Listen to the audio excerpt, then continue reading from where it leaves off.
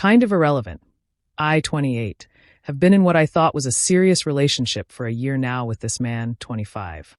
There has been loads of drama, disagreements, and he would leave his 4-year-old son with me on multiple occasions. I am childless, and I don't plan to have children, so I thought it would be ideal to be with a man who already has kids, so he will not want any with me.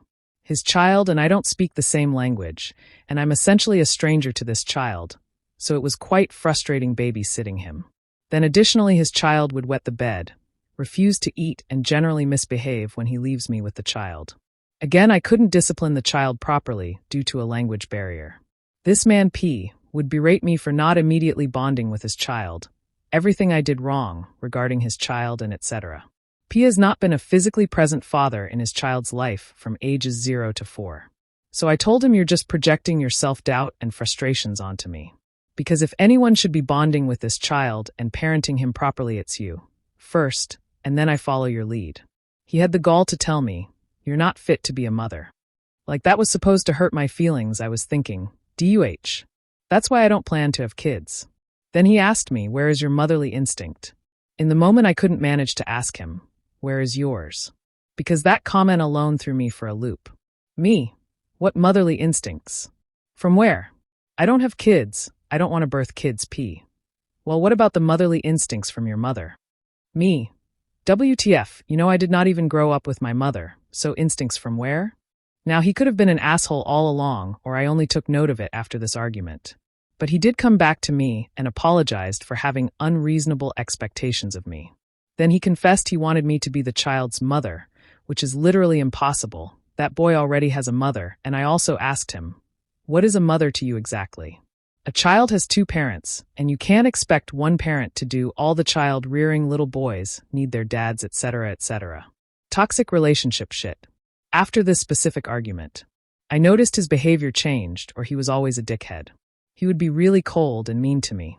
Withhold sex and intimacy, ignore my calls and text messages. Start unnecessary fake fights. Say fucked up shit like, I forgot sex with you is always amazing, and I forgot I actually missed you. I asked him directly, what's wrong? Do you want to be with someone else? What is your problem? He would ignore or dismiss my concerns and give very empty reassurances.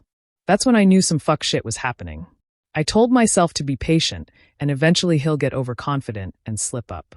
I needed evidence, so there would be no way for him to manipulate me into thinking otherwise, like he has been doing. My lick back. And so it happened.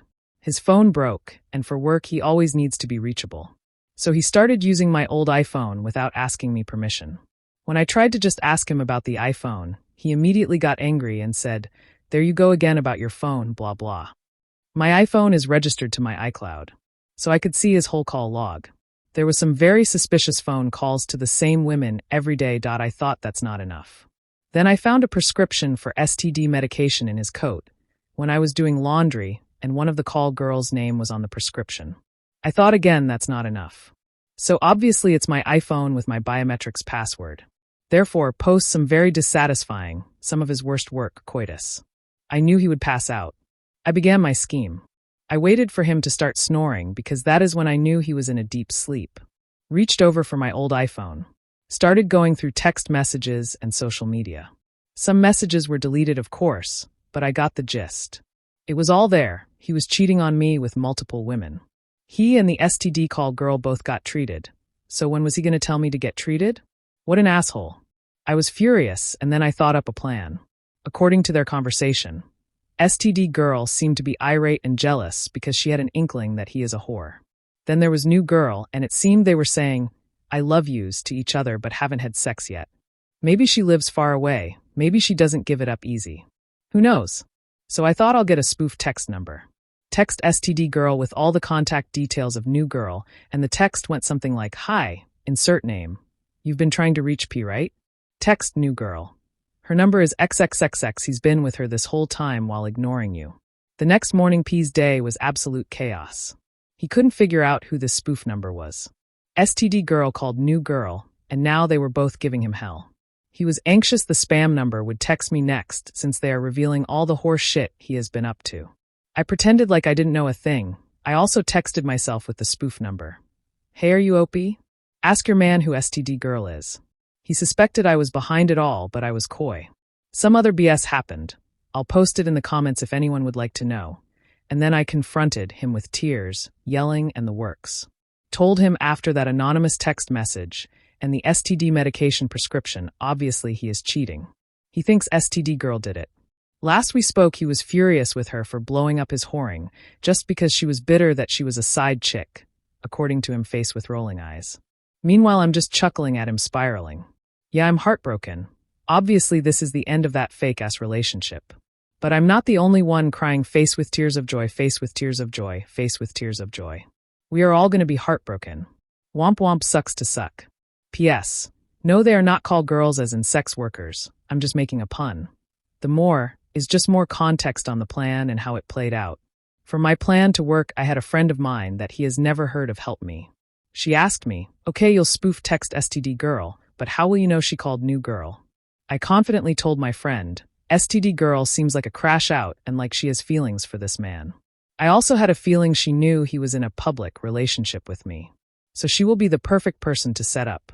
My friend had her doubts, but I told her don't worry, have patience. The spoof text was sent to STD girl at night, so now we wait. And he did not come over to my place that night. In the morning, he came over acting like a guilty kid that was caught doing something bad. He asked me, hey, did you receive any upsetting text message last night? Me. No, upsetting how? P. You tell me, face with raised eyebrow. Me. Huh, how would I know if you're asking me about it? Like, did someone die or something? P. I thought it was a text sent to everybody. Me. Who's everybody? What's going on? P. We will talk about it later. That's how I knew it was working. After that, in the call log, there was a bunch of incoming and outgoing calls to STD girl and new girl. Mohahaha. Smiling face with horns, smiling face with horns, smiling face with horns, smiling face with horns. So my friend helped me in this way. New girl called the spoof number, and my friend answered. She was asking, how did you get my number and send it to STD girl? Blah blah, my friend said. You must be sorely mistaken because I have no idea what you're talking about.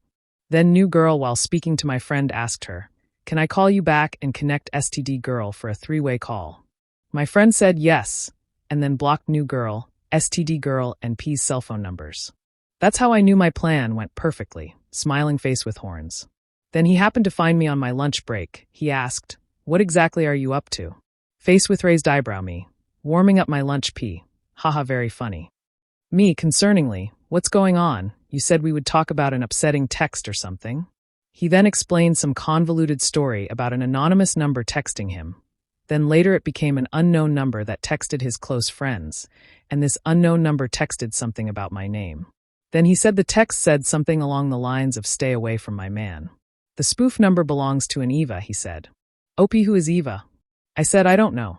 New girl called him while we were talking, so I said his name loudly, and he had to hang up the call. But before he hung up, I heard him say to her, I don't know this number, I've never seen it before. I'm also trying to figure out who Eva is, smiling face with horns, smiling face with horns, smiling face with horns. I told him he wasn't making any sense. He told me, listen, you might find out about something and then you're gonna hate me. I think my little secret is out. Don't worry, it's nothing that can hurt you. I was seething, but I played it cool. P. Listen, for the next 7 days I'm going to avoid you. Me. Why?